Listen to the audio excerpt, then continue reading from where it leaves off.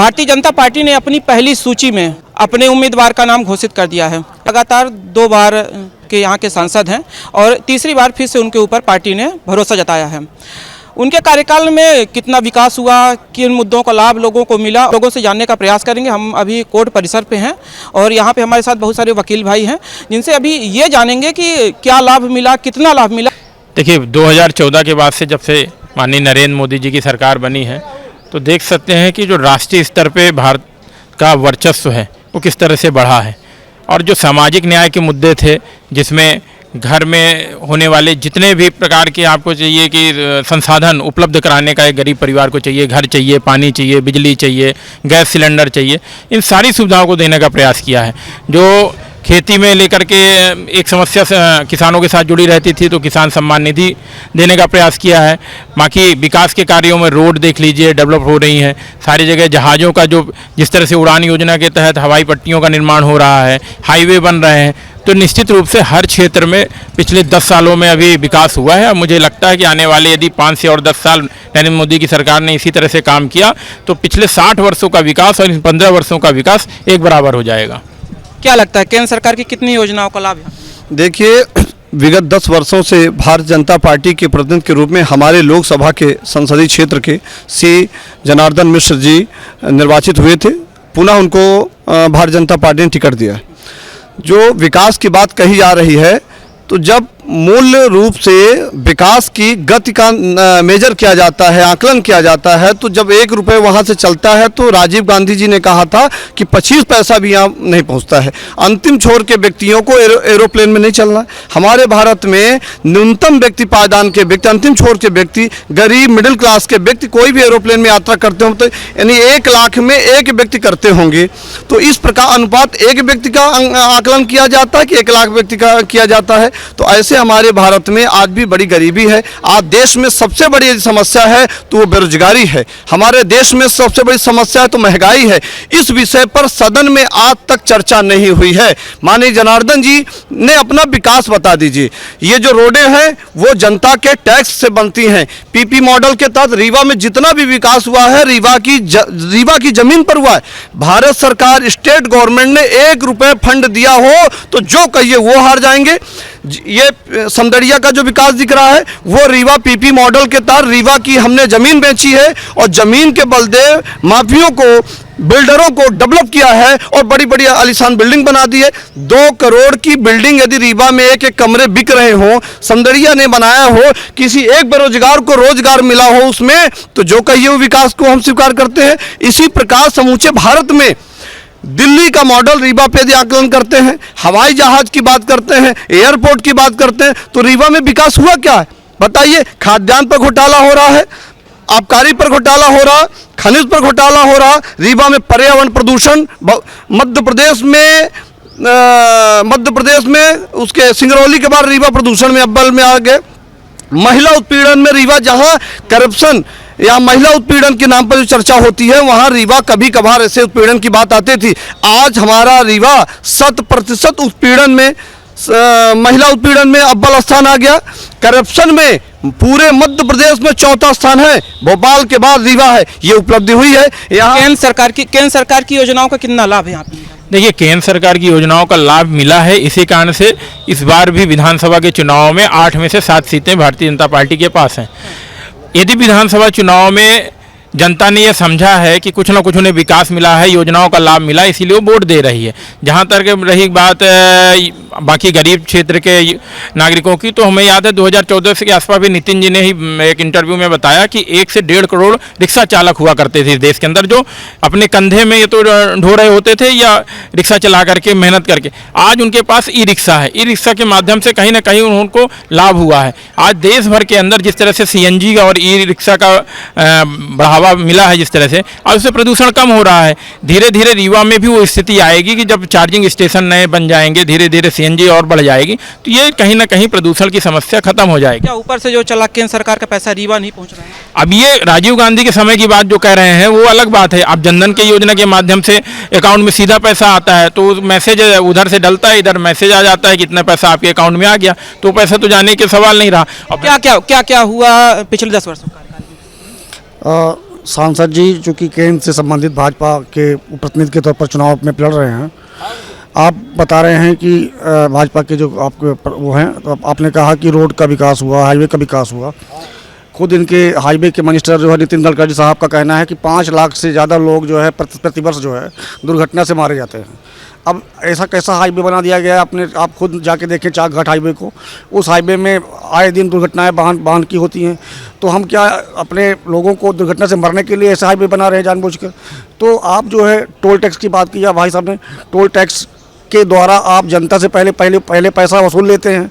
हर 2 minute में चाहे वो एक कदम बढ़ के चले जाओ आगे, फिर लौट के आओ तो फिर टोल प्लाजा आपको देना पड़ता है, टैक्स पेमेंट करना पड़ता है। तो सरकार ने अपने से कुछ तो किया नहीं, जनता के लिए कुछ क्या किया? आपको टोल टैक्स के मध्य आपने सड़कें बनाई हैं, ठेकेदार को लाभ पहुँचाने के लिए आपने किया है। विकास नाम की कोई चीज़ हुई नहीं है। और सांसद जी ने कई बार तो आपके मंच के माध्यम से भी कई बार ये कहा है कि यहाँ के रीवा के लोग नशा करें, कोरस पिए, ऑडिस खाएँ, इस तरह की बर्ताव सांसद द्वारा की जा रही। तो उनके सिर्फ जवानी खर्चा है, कुछ नहीं है, इसके अलावा कोई विकास के नाम की चीज़ हुई नहीं है। नशे पर रोक लगाने की भी बात कह रहे हैं सांसद जी, कितना सच है? नशे पे रोक क्या, रीवा जो है प्रदेश क्या भारत में नशे पे नंबर 1 चल रहा है। अगर 10 सालों में नशा कहीं किसी प्रदेश में किसी जिले में बढ़ा है तो रीवा में बढ़ा है।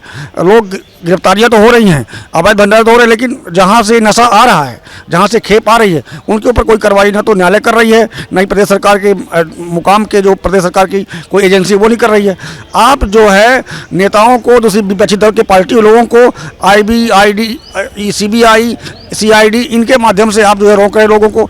आप देखो भारी मात्रा में हर जगह कांग्रेस से, भाजपा से, आम आदमी से लोगों को जबरदस्ती तोड़ रहे हो, जेल भेज रहे हो। जेल के डर से लोगों को आप ये दिखा रहे हो कि हमारी सरकार बहुत अच्छी है। तो क्या भाजपा में जाने के बाद जो लोग पहले दूसरे दल में रहते हैं इतने शुद्ध हो जाते हैं कि उनके ऊपर जो टैक्स के जो घोटाले चार्ज लगे रहते हैं उनमें कुछ कार्रवाई नहीं होती, और अगर भाजपा का विरोध करते हैं तो उनको जेल की हवाएं खानी पड़ती है। रीवा सांसद को पहली ही लिस्ट में भारतीय जनता पार्टी ने अपना उम्मीदवार बनाया है। क्या लगता है अभी चुनाव में क्या नतीजे आने वाले हैं? नतीजे तो ये जनता तय करेगी नतीजे को। और सबसे पहले तो नतीजे ये जनता जो तय करेगी। पूरे मध्य प्रदेश में अपराध चरम सीमा में है। आज की डेट में मध्य प्रदेश में अंदर टोटल बलात्कार, चोरी, महिला उत्पीड़न, तादाद कितने अपराध हैं देख लीजिए। और ये जो सरकारें आ रही हैं, लालच, खरीद फरोश, टोटल खरीद फरोश की सरकार है। बाकावे में हम रीवा की बात करें, अगर सांसद जी का क्या था 10 वर्षों का कार्यकाल? कोई कार्यकाल 10 वर्षों का अच्छा नहीं था। ये सब जुमलेबाजी है।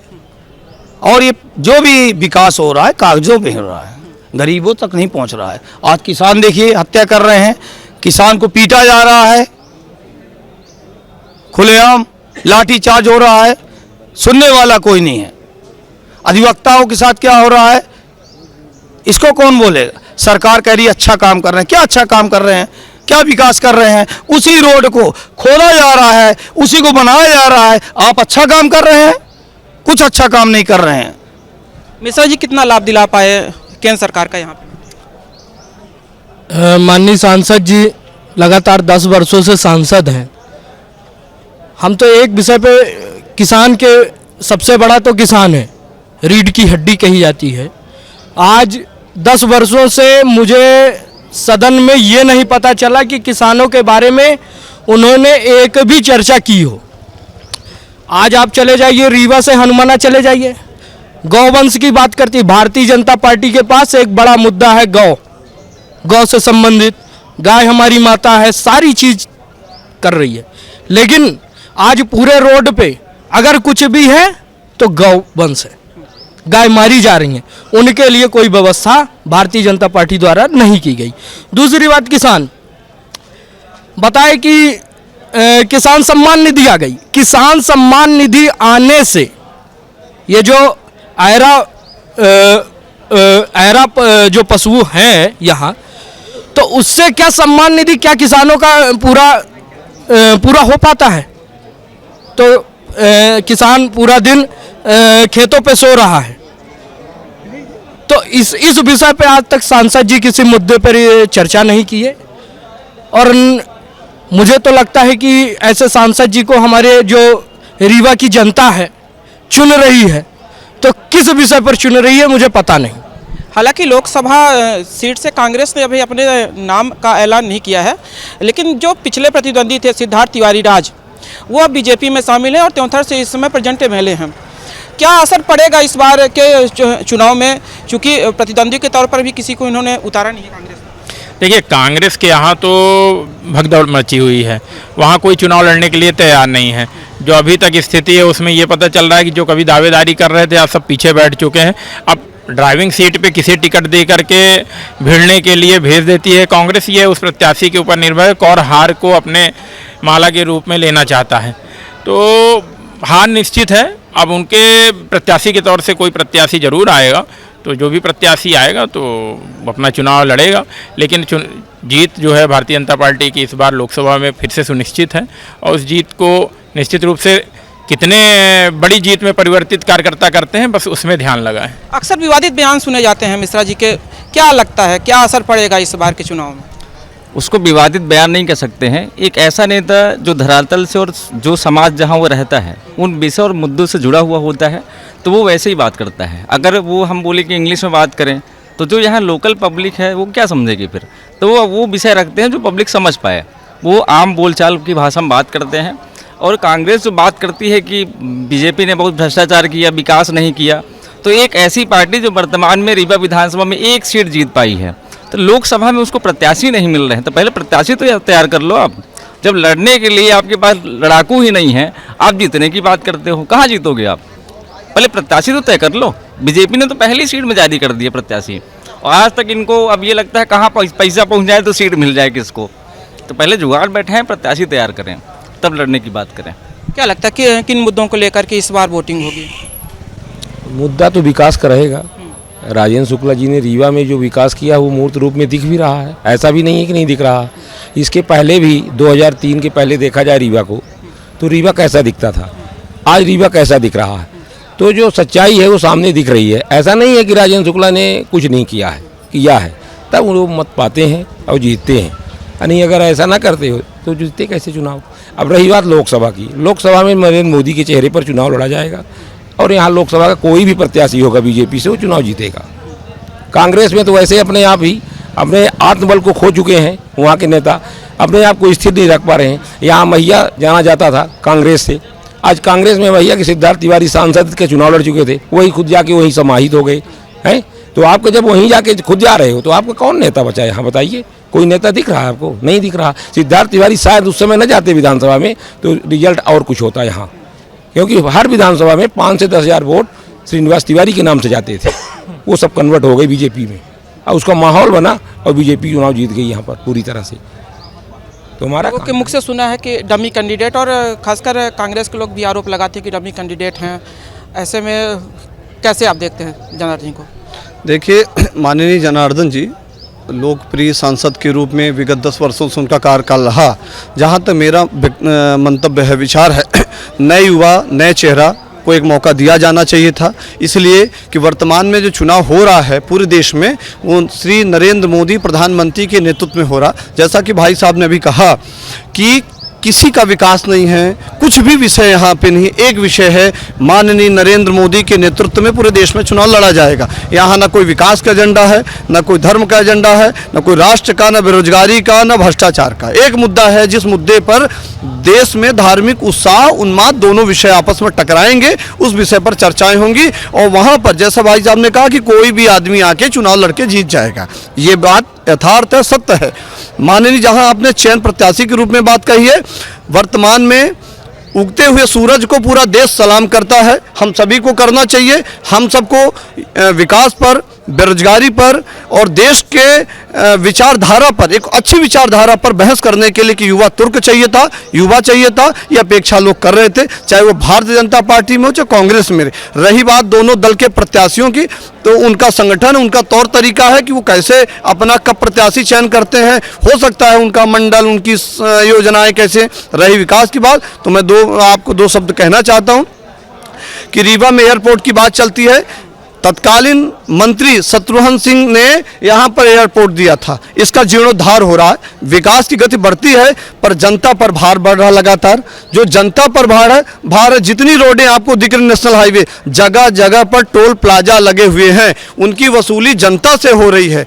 वर्तमान में हमारा पर्यावरण, खनिज संपदाएं तो दोहन हो रहा, उसकी जो आमदनी है वो एक शहर में लग रही। सिरमौर चले जाइए, गुड़ चले जाइए, नई गढ़ी चले जाइए, आज भी उस क्षेत्रों में विकास नहीं। शहरी नगर निगम के क्षेत्रों के अलावा वहाँ ग्रामीण क्षेत्रों का मुख्य विकास, महात्मा गांधी जी का सपना था कि गांवों में ही हमारा स्वर्ग बसता है। हम एक सामाजिक नाते, अधिवक्ता के नाते ये बार बार कह रहे हैं कि हमारा गांव अच्छा होगा तब हमारा राष्ट्र अच्छा होगा, हर अंतिम छोर का व्यक्ति अच्छा होगा तब हमारा राष्ट्र अच्छा होगा। इस पायदान पे व्यक्ति को काम करना चाहिए। आपका क्या नाम है? चेतन सेठी एडवोकेट। किन मुद्दों को लेकर के आप लोग इस बार वोटिंग करने वाले हैं, क्या मुद्दे होंगे? देखिए, मुद्दा तो वही विकास का ही है, ठीक है। और आप देखें कि इंटरनेशनल तौर पे जो इंडिया की छवि इस समय हो रही है ना, वो आज से पहले तो कभी नहीं थी, ठीक है। और कांग्रेस के अंदर शीर्ष नेतृत्व की बहुत कमी है, जैसा कि सभी देख रहे हैं। कांग्रेस के पार्टी आपस में ही मतभेद, मनभेद सब चल ही रहे हैं। तो आप ये मान के चलिए कि इस बार भी आएगी तो बीजेपी ही, और फिर से मोदी ही प्रधानमंत्री बनेंगे जी। तो अभी हमने चर्चा के माध्यम से लोगों के मन को टटोलना चाहा, और जो निष्कर्ष निकल के आया सामने कि सांसद जनार्दन मिश्रा को टिकट दिया, इस बार यहाँ का प्रत्याशी बनाया है, तो लोगों का कहना है कि उन्होंने कार्य किया है, और जो सरकार की, जो केंद्र सरकार की तमाम योजनाएं थी वो भली भांत लोगों तक पहुँची हैं। हालांकि कुछ लोगों का भी ये भी कहना है कि उन योजनाओं का जो लाभ होता है, किसानों को उन योजनाओं का बराबर लाभ नहीं मिला है। फिलहाल अभी कांग्रेस ने अपना प्रत्याशी मैदान पर नहीं उतारा है। अब प्रत्याशी का चेहरा सामने आने के बाद ही ये निर्णय लिया जा सकेगा कि कौन सा बेहतर होने वाला है।